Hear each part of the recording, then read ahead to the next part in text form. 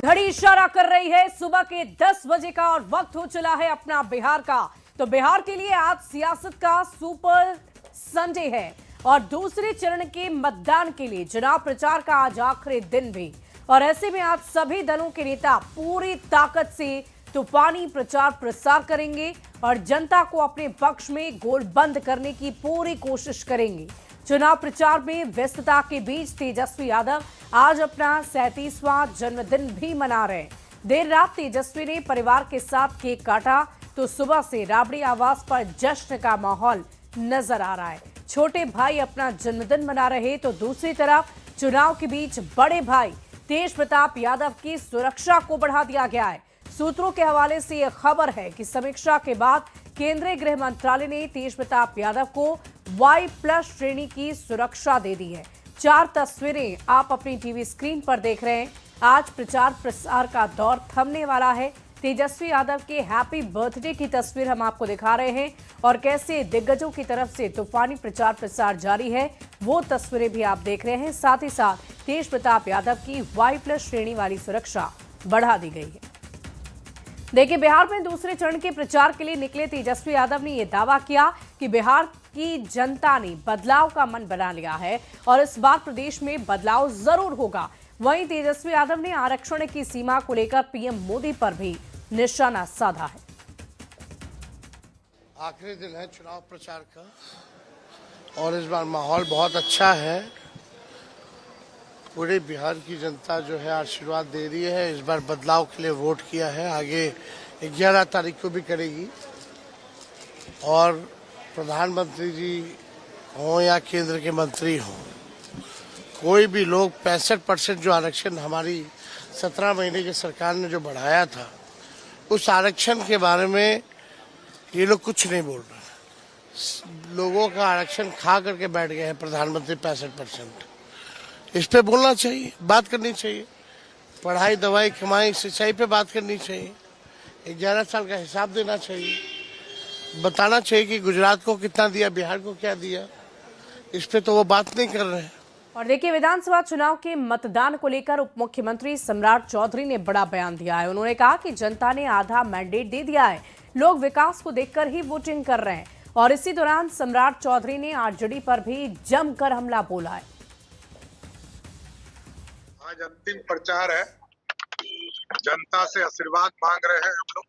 NDA की फिर से सरकार बनाइए और बिहार में जो लगातार विकास के कार्य चल रहे हैं उसको आगे चलता रहे, क्योंकि इसी तरह ये लोग जीवन भर चोरी किए, जिन लोगों ने 55 साल तक भारत को लूटने का काम किया, जिन लोगों ने बिहार में चारा खाया, अलकतरा पिया, वही लोग आरोप लगाते हैं।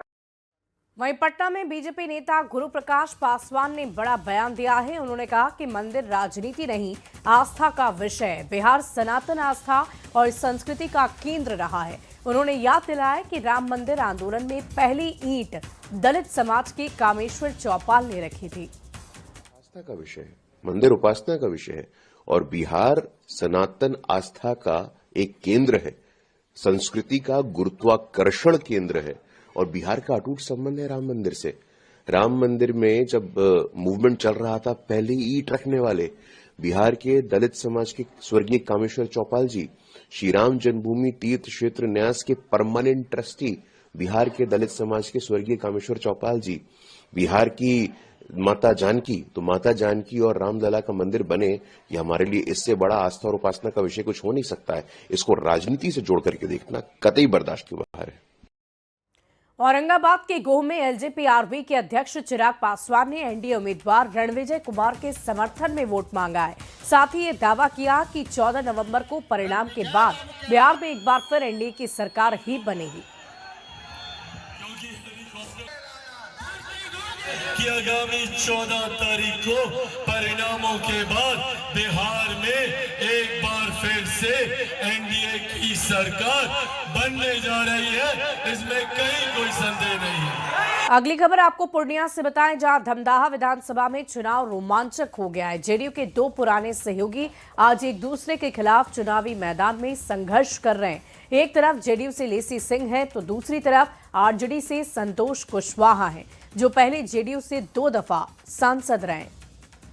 तो इस बार धमदाहा की लड़ाई बहुत दिलचस्प है। जेडीयू के दो पुराने सहयोगी आज आमने सामने हैं। हमारे साथ संतोष कुशवाहा हैं, जो पूर्णिया से 2 बार सांसद भी रहे, लेकिन इस बार धमदाहा से अपनी किस्मत आजमा रहे हैं। संतोष जी, सांसद 2 बार आप रहे, अब विधानसभा का चुनाव, शुरुआत आपने विधायक से ही की थी, लेकिन एक बार फिर से विधानसभा का चुनाव। देखिए, तो पार्टी तय करती, जब जो जहाँ रहते हैं तो पार्टी ने निर्णय लिया, तो पार्टी के निर्णय के साथ हम धमदाहा में प्रत्याशी हैं। और धमदाहा में जिस तरह का वातावरण है, लोग बदलाव के मूड में हैं और जनता एक तरफा मैंडेट देने वाली है धमदाहा में। मुझे विश्वास है कि बड़े अंतर से हम लोग धमदाहा में चुनाव जीतेंगे। स्वाभिमान से समझौता नहीं किया जा सकता है। जिस तरह से उपहासित किया जा रहा था, नीतीश कुमार जी को हम पहले भी गार्जियन अभिभावक थे, आज भी हैं और आगे भी रहेंगे, लेकिन जिस तरीके से उनके आसपास के लोगों ने उपहासित करने का काम किया, जिस तरह से जलील करने का काम किया, कोई भी स्वाभिमानी व्यक्ति वहां रह के राजनीति नहीं कर सकता। जब तक नीतीश कुमार जी देखते थे चीजों को, तो हम लोग कंधे से कंधा मिला के चलते थे, लेकिन वहां पे जो कुछ लोग ऐसे बैठ गए हैं जो नीतीश कुमार जी को बर्बाद करने पे तुले हुए हैं। तो संतोष कुशवाहा ने कहा है कि इस बार धमदाहा परिवर्तन चाहता है। देखना दिलचस्प होगा कि 11 तारीख को मतदाता क्या कुछ अपना फैसला देते हैं। कैमरामैन सुबोध के साथ आनंद अमृतराज, न्यूज 18 नेटवर्क, पूर्णिया। मध्य प्रदेश के पचमढ़ी में लोकसभा में विपक्ष के नेता और कांग्रेस सांसद राहुल गांधी एक बार वोट चोरी का आरोप लगाया और कहा कि हमारे पास विस्तृत जानकारी है, अभी तक हमने बहुत कम जानकारियां दी हैं, लेकिन मुख्य मुद्दा यह है कि लोकतंत्र और अंबेडकर जी के संविधान पर हमला हो रहा है। डेटा देखने के बाद मेरी सोच है कि वही मध्य प्रदेश में हुआ है, वही महाराष्ट्र में हुआ है, वही छत्तीसगढ़ में हुआ है, और ये बीजेपी और इलेक्शन कमीशन का सिस्टम है। और हमारे पास और भी सबूत है और वो आस्ते आस्ते हम दिखाएंगे। बट मेन मुद्दा वोट चोरी का है और एसआईआर उसको आप कवर अप करने का है और इंस्टीट्यूशनलाइज करने का सिस्टम है। बहुत अलग अलग इन्फॉर्मेशन है, बहुत डिटेल में इन्फॉर्मेशन है और वो हम रिलीज करेंगे। अभी तो थोड़ा सा ही दिखाया है। लोकतंत्र पर आक्रमण हो रहा है, अंबेडकर जी के कॉन्स्टिट्यूशन पर आक्रमण हो रहा है और डायरेक्टली मोदी जी, अमित शाह जी और ज्ञानेश जी जॉइंटली पार्टनरशिप बना के कर रहे हैं और इससे देश का बहुत नुकसान हो रहा है। मध्य प्रदेश के पचमढ़ी में कांग्रेस के प्रशिक्षण शिविर में शामिल होने के लिए पहुंचे राहुल गांधी ने जंगल सफारी का भी लुत्फ उठाया। राहुल गांधी के जंगल सफारी पर बीजेपी ने निशाना साधा और राहुल को ये बताया कि बिहार में चुनाव है और राहुल पर्यटन कर रहे हैं।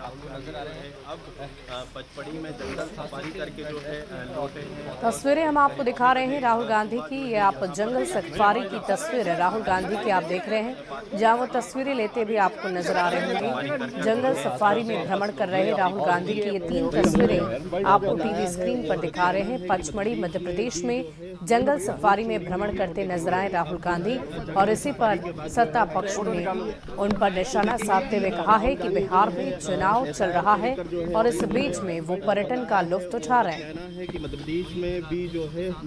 अति महत्वपूर्ण चुनाव चल रहे हैं। फर्स्ट फेज पोलिंग की हो चुकी है, सेकंड फेज बाकी है, पर कांग्रेस के नवाबजादे, सबसे बड़े नेपोकिड राहुल गांधी मध्य प्रदेश के पंचमढ़ी में जंगल सफारी और हॉलिडे और वेकेशन कर रहे हैं। जी हाँ, प्राथमिकता देखिए, चुनाव चल रहे हैं, वो वेकेशन पर है। वैसे वो विदेश में ही रहते हैं, थोड़े समय के लिए भारत आते हैं, अब फिर से विदेश निकलने ही वाले होंगे। पार्लियामेंट सेशन शुरू हो रहा है, उससे पहले निकल जाएंगे। पर इनकी सीरियसनेस, इनकी गंभीरता लोगों को लेकर, राजनीति को लेकर, लोकतंत्र को लेकर, इससे पता चलती है कि he is in picnic mode, jungle safari mode, और वहां पर जंग लड़ी जा रही है चुनावों की। पटना में